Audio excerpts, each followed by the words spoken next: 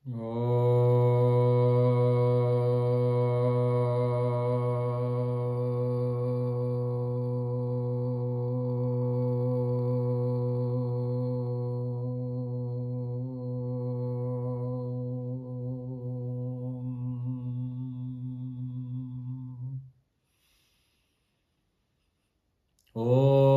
നമോ ഭഗവതേ വാസുദേവായ. ഓം ഗംഗണപതയേ നമഃ.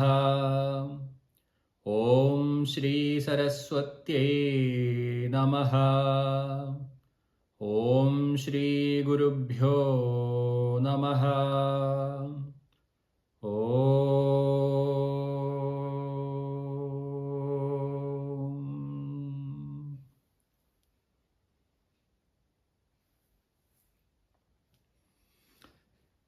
എല്ലാവർക്കും ശ്രീമദ് നാരായണീയ പഠനത്തിലേക്ക് വീണ്ടും സ്വാഗതം.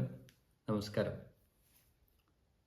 6ാം ദശകത്തിലെ 9ാമത്തെ ശ്ലോകമാണ് നമുക്ക് ഇന്ന് പഠിക്കേണ്ടത്.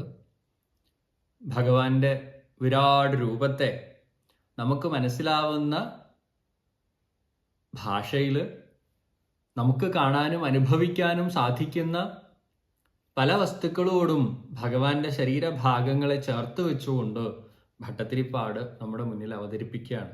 ചിന്തിക്കാനുള്ള ഒരു സൗകര്യത്തിന് വേണ്ടിയിട്ട് നമ്മൾ കാണുന്ന വസ്തുക്കൾ നമുക്ക് ചിന്തിക്കാൻ പറ്റുന്ന കാര്യങ്ങളൊക്കെ വെച്ചിട്ട് ഭട്ടതിരിപ്പാട് ഇങ്ങനെ വിവരിച്ചു വരികയാണ്. നമ്മുടെ മുന്നിൽ ആ വലിയ ഭഗവാന്റെ രൂപം എത്രത്തോളം ലളിതമായിട്ട് വെക്കാൻ പറ്റുമോ അത്രത്തോളം ലളിതമായിട്ട് ഭട്ടതിരിപ്പാട് അവതരിപ്പിക്കുന്നുണ്ട്. എന്തായാലും 9ാമത്തെ ശ്ലോകം നമുക്കൊന്ന് കേട്ടു നോക്കാം. എന്നിട്ട് അതിൻ്റെ വിശദീകരണത്തിലേക്കൊക്കെ പോവാം.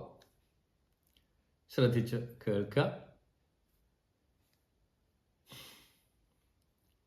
സംസാരചക്രമയി ചക്രധര ക്രിയാസ്തേ വീര്യം മഹാസുരഗണോസ്ഥികുലാനി ശൈലാഃ നാഡ്യഃ സരിത്സമുദായസ്തരവശ്ച രോമ ജിയാദിദം വപുരനിർവചനീയമീശ. സംസാരചക്രം ഐ ചക്രധര ക്രിയാഃ തേ വീര്യം മഹാസുരഗണഃ അസ്ഥികുലാനി ശൈലാഃ നാഡ്യഃ സരിത്സമുദയാഃ തരവശ്ച രോമ ജിയാദ് ഇദം വപുഃ അനിർവചനീയം ഈശ. ഹേ ഈശ, ചക്രപാണി എന്ന് വിളിച്ചിരിക്കുന്നത് ഭഗവാനെ, ചക്രപാണിയായിട്ടുള്ള ഭഗവാനെ, ഈശ്വര, സംസാര ചക്രം ക്രിയാഃ തേ തേ ക്രിയാഃ.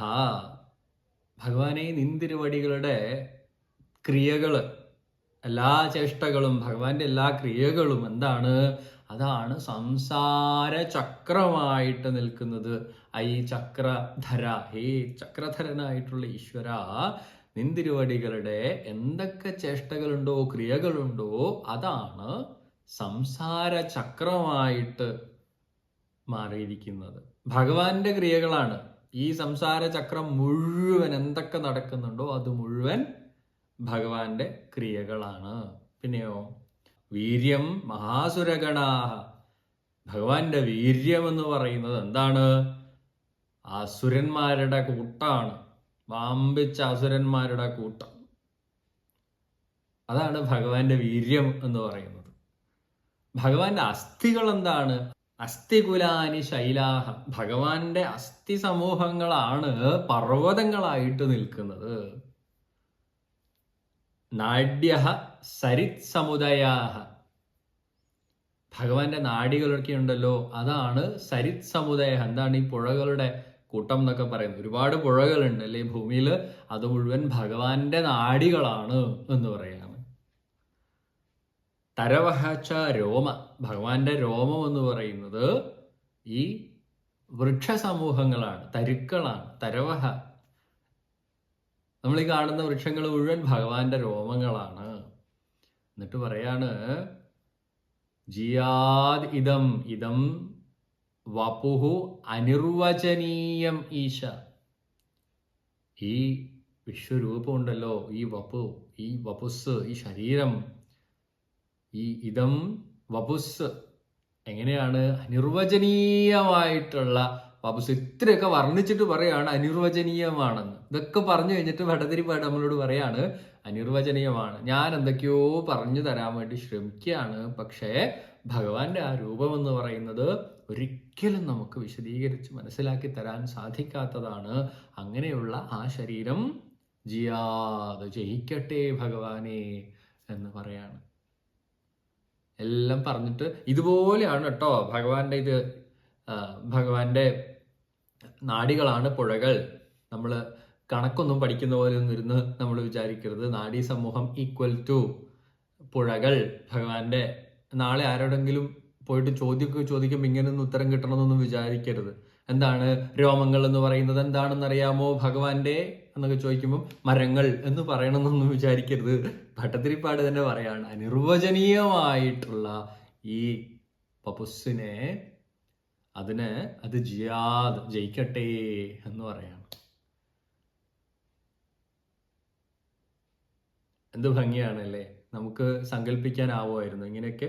ഭട്ടതിരിപ്പാട് പറഞ്ഞു തരുമ്പോൾ നോക്കൂ, മരങ്ങളൊക്കെ ഭഗവാന്റെ ശരീരത്തിലെ ലോകങ്ങളാണ്, ഈ പുഴകളൊക്കെ ഭഗവാന്റെ നാഡികളാണ്, ഭഗവാന്റെ ചേഷ്ടകളാണ്, ഭഗവാന്റെ ക്രിയകളാണ് ഈ സംസാര ചക്രം എന്ന് വിളിക്കുന്ന സംഗതികൾ മുഴുവൻ. ദുഷ്ടന്മാരായിട്ടുള്ള അസുരന്മാരൊക്കെ ഉണ്ടല്ലോ, അസുരന്മാരുടെ കൂട്ടം എന്നൊക്കെ പറയുന്നത് ഭഗവാന്റെ തന്നെ വീര്യമാണ്.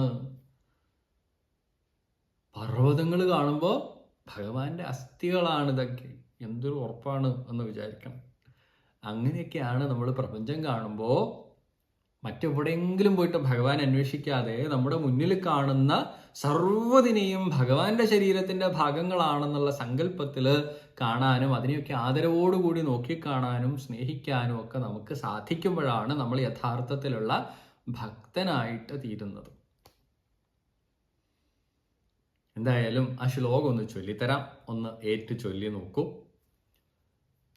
സംസാരചക്രമയി ചക്രധര ക്രിയാസ്തേ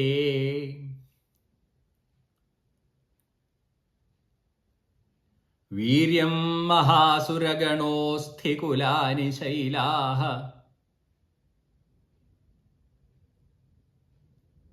നാഡ്യഃ സരിത്സമുദായസ്തരവശ്ചരോമ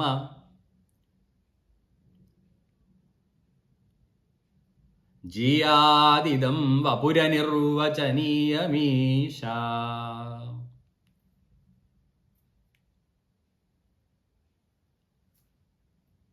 ഹേ ചക്രധാരിയായിട്ടുള്ള ഈശ്വര ഭഗവാനെ, അങ്ങയുടെ ക്രിയകളാണ് ഈ സംസാര ചക്രം എന്ന് പറയുന്നത്. വീര്യമാണ് ഭഗവാനെ, നിന്തിരുവടികളുടെ വീര്യമാണ് അസുരഗണങ്ങളായിട്ട് കാണുന്നത്. നിന്തിരുവടികളുടെ അസ്ഥികളാണ് പർവ്വതങ്ങളായിട്ട് നിലനിൽക്കുന്നത്. ഇവിടെ ഭഗവാന്റെ നാഡീ സമൂഹമാണ് പുഴകളായിട്ട് നമുക്ക് വേണ്ടി ഒഴുകുന്നത്. ഭഗവാന്റെ രോമങ്ങളാണ് ഈ കാണുന്ന വൃക്ഷസമൂഹം മുഴുവൻ. ഹേ ഈശ്വര, അങ്ങനെ അനിർവചനീയമായിരിക്കുന്ന ഈ വപുസ് എന്നും വിജയിക്കുമാറാവട്ടെ എന്നാണ് പറഞ്ഞു വരുന്നത്. നമുക്ക് ആസ്വദിക്കുവാൻ സാധിക്കുന്നുണ്ടോ എന്നൊന്ന് ആലോചിച്ച് നോക്കൂ. ഇതൊക്കെ എന്താ പറയുന്നതെന്ന് ചിലപ്പോൾ ചിലവർക്ക് തോന്നും. പിന്നെ ഭഗവാൻ ഇങ്ങനെയൊക്കെയാണോ എന്ന് ചിലവർക്ക് തോന്നും. ചിലവരതിങ്ങനെ കണ്ണുടച്ചിരുന്നിട്ട് ഈ പ്രകൃതി മുഴുവൻ ഭഗവാനാണ്, അതാണല്ലോ ഭട്ടതിരിപ്പാട് പറഞ്ഞു തരുന്നത്. എന്തോ ഭംഗിയാണ്, ഇതിനെല്ലാത്തിനോടും ഭക്തി വേണം. ഭഗവാൻ എവിടെയോ മാറി നിൽക്കുന്ന ഒന്നല്ല. ഭഗവാന്റെ സൃഷ്ടി എന്ന് പറഞ്ഞിട്ട് നമ്മൾ കാണുന്നത് മുഴുവൻ ഭഗവാൻ തന്നെയാണ്, ഭഗവാന്റെ ശരീരത്തിന്റെ ഭാഗങ്ങളാണ് എന്ന് സങ്കല്പിക്കാൻ നമുക്ക് സാധിക്കണം. അതാണ് സനാതന ധർമ്മത്തിന്റെ ഏറ്റവും മഹത്തരമായിട്ടുള്ള കാര്യം. ചുറ്റുപാടുള്ള എല്ലാത്തിനെയും ഈശ്വരനായിട്ട് കാണാൻ നമ്മളെ പഠിപ്പിക്കുകയാണ്. മൃഗങ്ങളാവട്ടെ, പക്ഷി സമൂഹങ്ങളാവട്ടെ, പുഴകളാവട്ടെ, മലകളാവട്ടെ, മണ്ണും മരങ്ങളും സൂര്യനും ചന്ദ്രനും ഈ പ്രപഞ്ചത്ത് കാണുന്ന എല്ലാ നക്ഷത്ര സമൂഹങ്ങളും എല്ലാം ഭഗവാനാണ്. അതിൽ നിന്ന് വിട്ടിട്ട് നമ്മളൊന്നുണ്ടോ? അതുമില്ല. നമ്മളും ഭഗവാന്റെ ഭാഗം തന്നെയാണ്. എന്തു മനോഹരമായിട്ടുള്ള ചിന്താഗതിയാണ്. അതാണ് വേദാന്തം മുഴുവൻ നമ്മളോട് പറയുന്നത്. ഭഗവാനിൽ നിന്ന് അന്യമായിട്ട് മറ്റൊന്നില്ല. സർവം വസുദേവ സർവമിതി എന്ന് പറയുന്നില്ലേ, എല്ലാം ഭഗവാനാണ്. ആ ചിന്തയിലേക്ക് ഉയരാനാണ് എല്ലാ ആചാര്യന്മാരും അവരുടെ എല്ലാവരുടെയും എഴുത്തുകളിലൂടെയും ചിന്തകളിലൂടെയും ഒക്കെ നമുക്ക് പറഞ്ഞു തന്നിരിക്കുന്നത്. പല പല രീതിയിൽ ഓരോ ആചാര്യന്മാരും നമുക്ക് പറഞ്ഞു തരുന്നത് അതാണ്.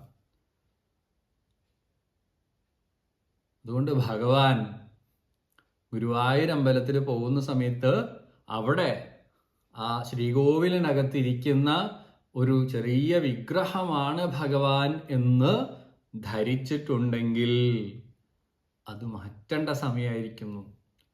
നമുക്ക് കാണാൻ വേണ്ടിയിട്ട്, നമുക്ക് ആസ്വദിക്കാൻ വേണ്ടിയിട്ട്, നമുക്ക് സ്നേഹിക്കാൻ വേണ്ടിയിട്ട്, നമുക്ക് ചിന്തിക്കാൻ വേണ്ടിയിട്ട്, നമ്മുടെ കുഞ്ഞു മനസ്സിൽ കൊള്ളുന്ന ഭാവത്തിൽ ഭഗവാൻ അവിടെ ഇരിക്കുന്നു. അത്രേ ഉള്ളൂ. ഭഗവാൻ വലിയ ഈ പ്രപഞ്ചത്തിന്റെ അധീശനാണ്, ഈ പ്രപഞ്ചമായിരിക്കുന്നതും ഭഗവാനാണ് എന്നുള്ള ചിന്ത നമ്മളിലേക്ക് നിറയട്ടെ. അതിന് ആചാര്യന്മാര് നമ്മൾ അനുഗ്രഹിക്കട്ടെ. ഭഗവാന്റെ അനുഗ്രഹം നമുക്കുണ്ടാവട്ടെ എന്ന് മാത്രം പ്രാർത്ഥിക്കുന്നു. അടുത്ത ശ്ലോകമായിട്ട് ഇനിയൊരു ദിവസം കാണാം. എല്ലാവർക്കും നമസ്തേ.